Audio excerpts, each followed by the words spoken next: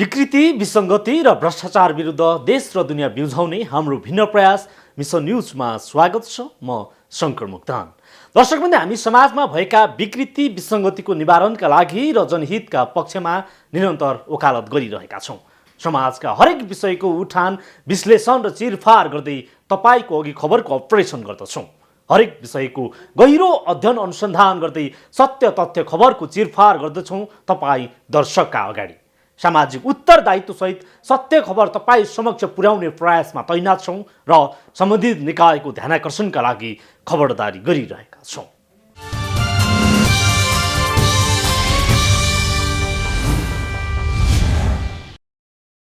दर्शकवृन्द, विपत्ति विरुद्धको लडाइँमा राज्यलाई साथ दिनुपर्ने समय हो। यो समय परोपकार उद्धारको समय पनि हो। मानवीय उद्धारमा खट्नुपर्ने हो। तर केही एउटा यस्तो वर्ग छ जसलाई विपत्तिमै कुम्ल्याउनु परेको छ। अभावमा कानुनलाई चुनौती दिँदै कमिसन र कालोबजारीको धन्दा चलाउन भ्याइ नभ्याइ छ। स्वास्थ्य जस्तो संवेदनशील विषयमा धनका लागि मानवीय भावनालाई लिलाम गरिएको छ। व्यापार व्यवसायको नाउँमा होस् या राहत वितरण गर्ने नाउँमा कमिसनको हिसाब किताब गरिएको छ। उच्च घरानाका व्यवसायी हुन् या घर आँगनका सरकार भुनेका स्थानीय सरकारको विपत्तिमा पनि कमाउ धन्दा चलिरहेको छ। विपत्तिमा जोगिन सरकारले आइसोलेसन क्वारेन्टाइन वार्ड हुन् या राहतमा अरबौं खर्चिएको छ। यो सँगै बजार अभावको सिर्जना हुन नदिन कडाई गरे पनि व्यवसायीले बदमासी गरेका छन्। आइसोलेसन क्वारेन्टाइन पूर्वाधारदेखि राहत र कालोबजारीको नालीबेली आजको मिसन न्युजमा।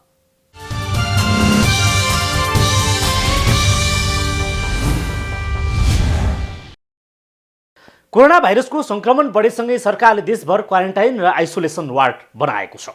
सम्भावित जोखिमलाई व्यवस्थापन गर्न आइसोलेसन र क्वारेन्टाइन बनाइएको हो।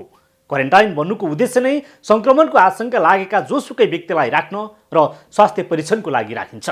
संक्रमण अरूमा नपरोस् भन्ने उद्देश्यले क्वारेन्टाइन र आइसोलेसन बन्नु जति महत्त्वपूर्ण छ, त्यति क्वारेन्टाइन र आइसोलेसनको भौतिक पूर्वाधारका लागि कस्ता सामग्री प्रयोग गरेको छ र कति गुणस्तरको सामग्रीको प्रयोग भएको छ भन्ने पनि उत्तिकै सरकारको प्रश्न हो। न्यूनतम मापदण्ड समेत छैन क्वारेन्टाइनमा।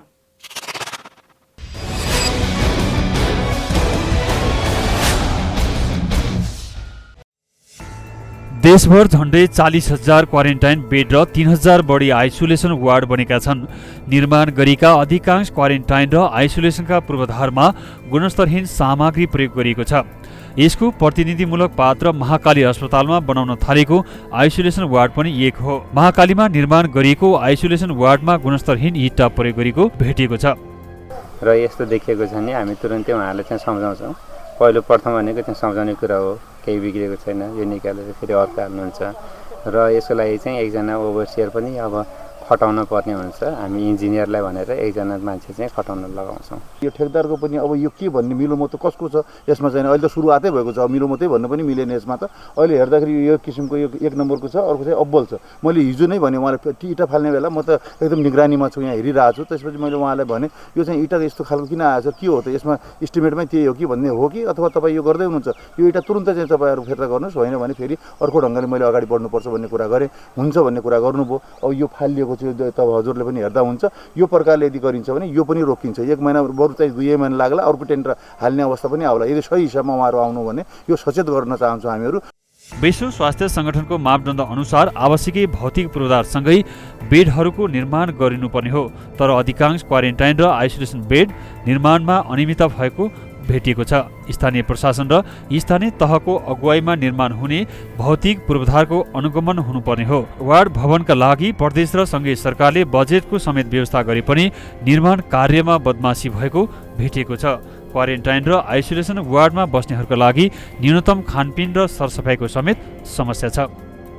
जुन समस्यालाई समाधान गर्न खोजिएको छ त्यहाँ चाहिँ के भन्दाखेरि इक्विपमेन्टहरू पनि एकदम क्वालिटीको इक्विपमेन्ट हुनु पर्यो र त्यो चाहिँ एउटा क्वालिटी इक्विपमेन्ट क्वालिटीको छ कि छैन भनेर त वास्तवमा डाक्टरहरूको सुझाव अनुसार यो चाहिँ डाक्टरहरूको राय सुझाव अनुसार नै त्यो चाहिँ इक्विपमेन्ट के कस्तो छ भन्ने कुरा हुनु पर्यो। खाद्यका कुराहरू यो कुरामा चाहिँ क्वालिटी खाद्यान्नहरू पनि उपलब्ध गराउनु पर्यो। हरेक चिज पानीदेखि लिएर उनीहरूको बस्ने र त्यो किसिमको चाहिँ बस्दाखेरि पनि एउटा डिस्टेन्स, सोसल डिस्टेन्स मेन्टेन हुने गरी र उनीहरूको केयर राम्रो हुने गरी र उनीहरूलाई आपूर्ति व्यवस्था एउटा गुणात्मक किसिमको आपूर्ति व्यवस्था हुनुपर्छ र नागरिकले गुनासो गर्ने ठाउँ चाहिँ रहन दिनुहुन्न। यो कुरामा सरकारले के भन्दाखेरि सचेत हुनुपर्छ। होइन भने यो खालि औपचारिकताको निम्ति मात्रै, खालि चाहिँ देखाउनको निम्ति मात्रै गरियो भने यसले के हुन्छ भन्दाखेरि सङ्क्रमित नभएका मानिसहरू पनि भोलि सङ्क्रमित हुन सक्ने र त्यसपछि सरकारले गर्दा गर्दै पनि सरकारको चाहिँ आलोचना हुन सक्ने अवस्था हुन्छ। त्यसनाले यो जुन डिजास्टरलाई सम्बोधन गर्ने कुरामा चाहिँ सरकार सचेत हुनुपर्छ। खानपिन र बसाई भद्रगोल भेटिएको छ। कोरोनाको त्रास बढेको बेला क्वारेन्टाइनमा भएको भद्रगोलले थप स्वास्थ्य समस्या थपिन थालेका छन्। स्वास्थ्य मन्त्रालयका अनुसार कोरोनाको जोखिमसँगै औलो रोगको समस्या समेत देखिन थालेको छ। हाल क्वारेन्टाइनमा रहनुभएका केही व्यक्तिहरूमा पनि औलोको परीक्षण गर्दा पोजिटिभ देखिएको छ। त्यसैले हाम्रो क्वारेन्टाइनमा पनि विशेष ध्यान दिनुपर्ने हुन्छ र त्यसको गुणस्तरमा पनि हामीले वृद्धि गर्दै जानुपर्ने हुन्छ। अहिले लकडाउनको पनि समय छ, हामीलाई केही फुर्सद पनि छ। त्यसले गर्दाखेरि आफ्नो यो फुर्सदको समयको पालना पनि गरौँ। आफ्नो व्यक्तिगत तथा वातावरणीय सरसफाइमा सबैले ध्यान दियौँ। आफ्नो घरभित्र, घर वरपर, करेसाबारी जस्ता ठाउँहरूमा सरसफाइ गरौँ।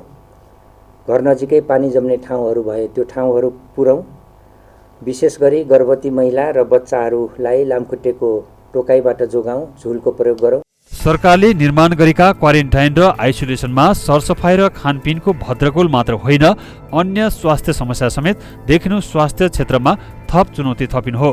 क्वारेन्टाइन र आइसोलेसन भवन निर्माणका लागि सरकारले करोडौँ खर्च पनि गरेको छ। स्थानीय प्रदेश र सङ्घीय सरकारले पूर्वाधारका लागि खर्च गरे पनि गुणस्तरहीन सामग्रीको प्रयोगसँगै सरसफाइ र शुद्ध पानीको राम्रो प्रबन्ध छैन। क्वारेन्टाइनमा भएको भद्रगोलले थप रोगको सङ्क्रमण देखिनु, मुलुकको स्वास्थ्य क्षेत्रमा थप समस्या पैदा हुनु हो। यसर्थ क्वारेन्टाइन र आइसोलेसन भवन बनाउनु मात्रै कोरोना विरुद्धको लडाईँ जितिँदैन। गुणस्तरीय निर्माण सामग्रीको साथै क्वारेन्टाइन र आइसोलेसन वार्ड स्वास्थ्य मैत्री बनाउन लागि सम्बन्धित निकायको बेलैमा ध्यान जानुपर्छ।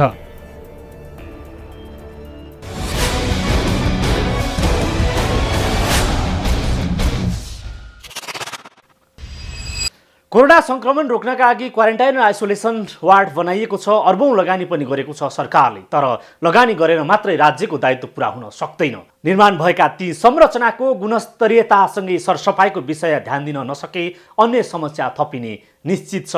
मुलुक विपत्तिमा छ। सरकारको कोरोना रोकथामको लागि भएको प्रयास व्यवस्थित छैन नै। यस्तो विपत्तिको बेलामा पनि सानादेखि उच्च घराना उद्योग र व्यापारीदेखि स्थानीय सरकारका प्रमुखहरूले नै बदमासी गरेका सन्दर्भ बाहिर आएका छन्। रिपोर्ट देखाउनेछौँ एकैछिनको ब्रेकपछि।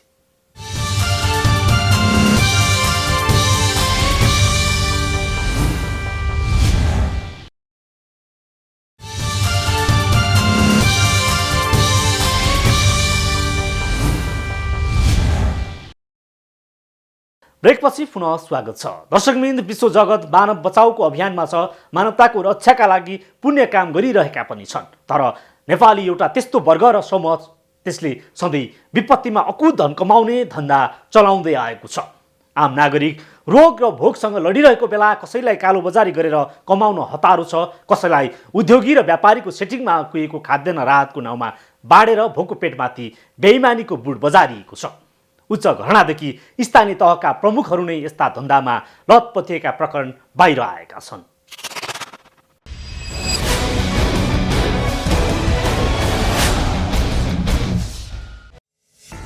कोरोना भाइरसको संक्रमणको उच्च जोखिम भएपछि मुलुक लकडाउनमा छ। लकडाउनका कारण करोडौं लगानी, हजारौं व्यवसाय ठप्प छन्। अत्यावश्यक सेवा भएकाले औषधि पसल र मेडिकल सप्लाइजहरूले 24 घण्टा व्यवसाय गर्ने छुट पाएका छन्। तर यही मौकामा कतिपयले कालोबजारीको धन्दा चलाएका छन्। कमजोर अनुगमनको फाइदा उठाउँदै उपभोक्ता ठगिरहेका छन्। सरकारले कारबाही गर्न भने पनि कडा कारबाही गरेको पाइँदैन। उल्टो राज्य आफै दोषीलाई संरक्षण गर्न लागि परेको सरकारमाथि आरोप छ।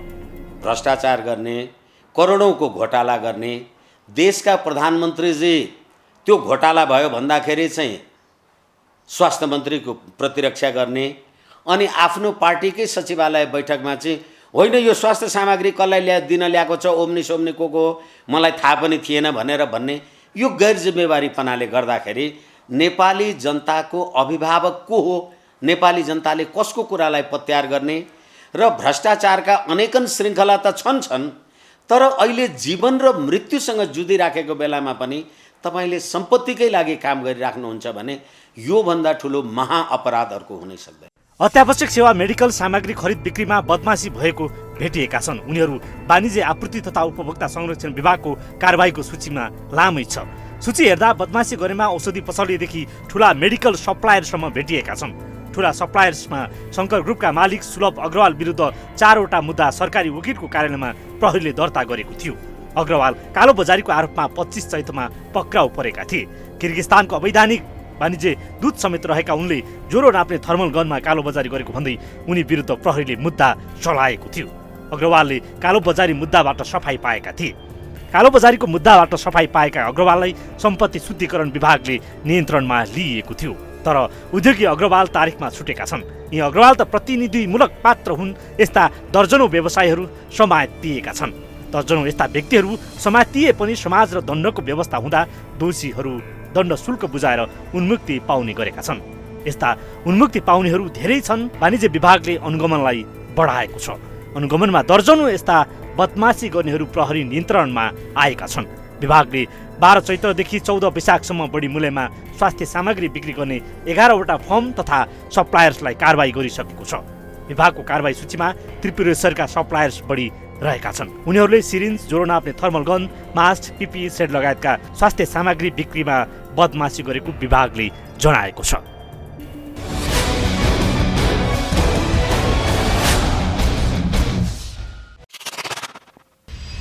राज्यको कानुन संरचना र राजनीतिक आवरण भइरहेका बदमासीले नागरिकमा अविश्वास चुनिदो छ। यस्तो विपत्तिमा पनि लुटको राज चलाउनेहरूलाई कठोर कारबाही नहुँदा यस्ता प्रवृत्तिहरू दोहोरिरहेका हुन्।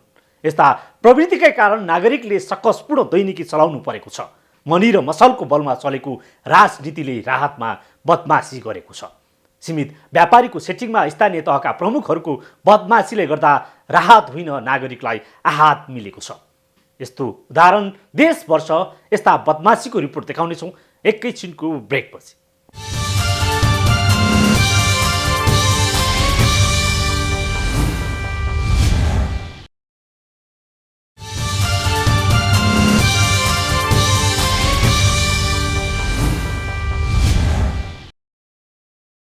राज्यका निकायदेखि आम नागरिक कोरोनाको कहरमा भिडिरहेका केही समूह अभावको तलाउमा ढुङ्गा हानेर अर्बौं कुम्ल्याउन दाउमा देखिएको छ। राजनीतिक औपचारिकरणको अघोषित रूपमा संस्थागत गलत अभ्यास भइरहेको बेला यस्ता प्रकरण थप बल पाएका छन्। सङ्घीय संरचनापछि नागरिकको घरदैलोको सरकार हो स्थानीय सरकार। तर यो विपत्तिमा पनि स्थानीय सरकारका जिम्मेवारहरू राहतमाथि कमिसन खोजिरहेका छन्। सडेको खाद्यान्न खरिद गरेर भोकालाई नागरिकलाई बाँडेका छन्। यस्ता उदाहरण देशभर छन्।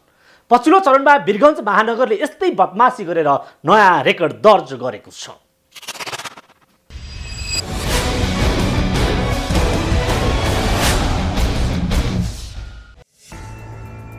स्थानीय तहले गरिबलाई राहतका नाममा कुहिएको चामल वितरण गरिरहेको छ। लकडाउन पछि स्थानीय तहले विभिन्न स्थानीय तहमा वितरण गरेका राहतमा कुहिएको चामल र दाल बाँडेको पाइएको छ। सिराहाको लाहान नगरपालिका, नवलपरासी पश्चिमको रामग्राम नगरपालिका र बन्दीपुर गाउँपालिकाले लकडाउन प्रभावित गरिब तथा विपन्न परिवारलाई राहतको नाममा कुहिएको चामल, दाल र आलु बाँडेको समाचार बाहिर आइसकेका छन्। तर अझै पनि स्थानीय तहले राहतका नाममा अखाद्य वस्तु र कुहिएको चामल वितरण गर्न छाडेको छैन। यसको पछिल्लो उदाहरण बनेको छ वीरगञ्ज महानगरपालिकाले वितरण गरेको राहत हो। वीरगञ्ज महानगरपालिकाले राहत वितरणका लागि विभिन्न वडामा पठाएको चामल कुहिएको पाइएको छ। वीरगञ्ज 14 मा राहत वितरणका लागि महानगरपालिका कार्यालयले पठाएको चामल डल्लो परेको, सडेको फेला परेको हो। तो उ चाउर में ये बार हम पैक करके बैठैनी उ पैकिंग में देखबे के लगर अपने के सामने ही के बात बा। पानी के भीजल हो कि सड़ल हो कि कैसन हो, लेकिन चाउर सब तितवल बा और मिक्स ज्यादा बा। कैसन मिक्स बा? मिक्स नया पुराना मिक्स कट बा। उ चाउर नहीं बुझात मंसूरी चावल, दूसरे चावल मिक्स बा। बोरा में एथी में कहिया चाउर उत्पादन भइल बा ओमे कोनो मिट्टियो नहीं है।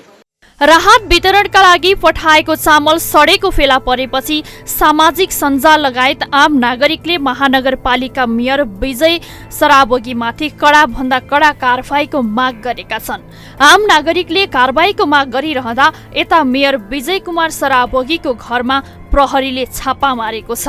वीरगञ्ज 14 मा राहत वितरणका लागि महानगरपालिका कार्यालयले पठाएको चामल डल्लो परेको सडेको फेला परेपछि प्रहरीले मेयर विजय कुमार सराबोगीको घरमा रहेको गोदाममा छापा मारेको जनाएको छ। राहत वितरणका लागि महानगरपालिका कार्यालयले बुधबार वडा नम्बर 14 का 125 जनाका लागि 950 किलो चामल पठाएको थियो। लकडाउनमा गरिब विपन्न दैनिक ज्यालादारी गरी खानेलाई वितरणका लागि आएको चामलको बोरा खोलेर छुट्टा छुट्टै प्याकिङ गर्ने क्रममा चामल डल्लो परेको सडेको फेला परेपछि वडा अध्यक्ष भरत कुर्मीले राहत वितरणमा रोक लगाएका थिए। अनुगमन समितिमा रहेका वाणिज्य आपूर्ति तथा उपभोक्ता संरक्षण र गुणस्तर तथा नापतोल कार्यालयका प्रतिनिधिले सिलबन्द बोराबाट चामलको नमुना संकलन गरेका थिए। टोल जाँच्नका लागि सुरज खाद्य उद्योगका बोरा समेत लगेको वडा अध्यक्ष कुर्मीले जनाए। संकलित नमुनाको गुणस्तर जाँच्न जनकपुर पठाइएको जनाइएको छ। ना तो प्रहरी के रोबर में सर्वदलीय लोग जानकारी करने आवाला लोग तावला ना प्रहरी रोबर में मार दो नहीं लोग का कहले बा कि मुखिया जी हमने के कोनो मतलब नहीं के अपने के निर्णय करिए दिल बनी हमने सही करिए दिल बनी सर अपने बाटी जहां सही करे पड़ी हमने सही कर तो ये अब चाउर का करें अभी चाउर रोक दे ना बाटे यस्तै बारा कलैया उपमहानगरपालिकाका मेयर सहितका व्यक्तिहरूको संलग्नतामा सडेको दाल वितरण गरिएको थियो। व्यापारी र उद्योगीहरूको मिलोमतोमा मेयरले बदमासी गरेका थिए। उपमहानगरले राहतमा गरेको बदमासीको सर्वत्र आलोचना मात्रै भएन, मेयर सहितका व्यक्तिहरू प्रहरी नियन्त्रणमा आएका छन्। नियन्त्रणमा आए पनि राजनीतिक पहुँचका आधारमा उन्मुक्ति दिने गलत अभ्यासले नागरिक विश्वस्त छैनन्। उच्च घरानिया व्यापारी र उद्योगीदेखि राजनीतिक नेतृत्व नै विपत्तिमा पनि कुम्ल्याउन खोजेका यी प्रतिनिधिमूलक घटना हुन्। यस्ता घटना देशभर छन्। जनताकै भोटले शासन सत्तामा पुगेकाहरूले नै नागरिकलाई धोका दिएको एउटा उदाहरण हो कलैया उपमहानगरमा भएको बदमासी, जो जान्ने उही भन्या नमान्ने भने जस्तै कोरोनाको कहरमा पनि बदमासी गरेर अकुत धन जोड्ने गलत अभ्यासको एउटा नमुना हो। यद्यपि कलैया उपमहानगरका मेयर छानबिनमा रहेका छन्। उनी विरुद्ध अनुसन्धान भइरहेको बताइएको छ।